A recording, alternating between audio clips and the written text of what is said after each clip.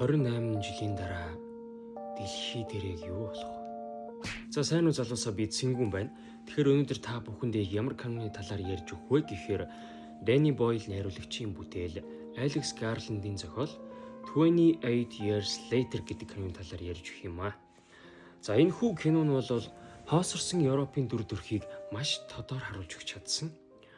Мөн яг л хажуунаас нь харж байгаа юм шиг. Яг л хараад зогсож байгаа юм шигээр яг тийм камерын дүрслэлүүдийг кинонда шингээж өгч чадсан байна лээ. Тий. Нэг сонирхолтой баримт гэх юм бол iPhone эффекттэй камераар зарим нэг дүрсүүдийг авч кинонда ашигласан байна лээ.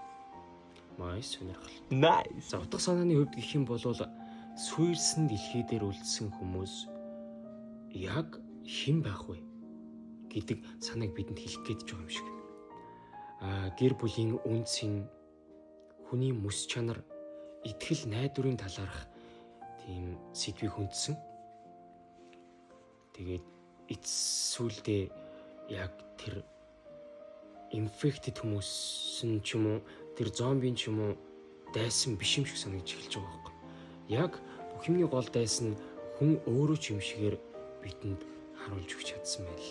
За уран бүтээлчдийн хувьд гэх юм бол Jodie Comer гэдэг жүжигчин маань гол дүрийн ээжийн дүрийг бүтээсэн.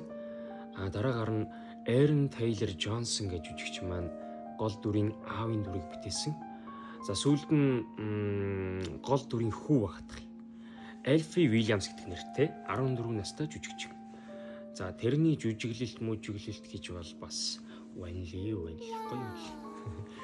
За дүгнэлт хэсэгт нь гэх юм бол энэ кино айдас, драм, бас хүнд нэг юм бодогдуулсан кино байл.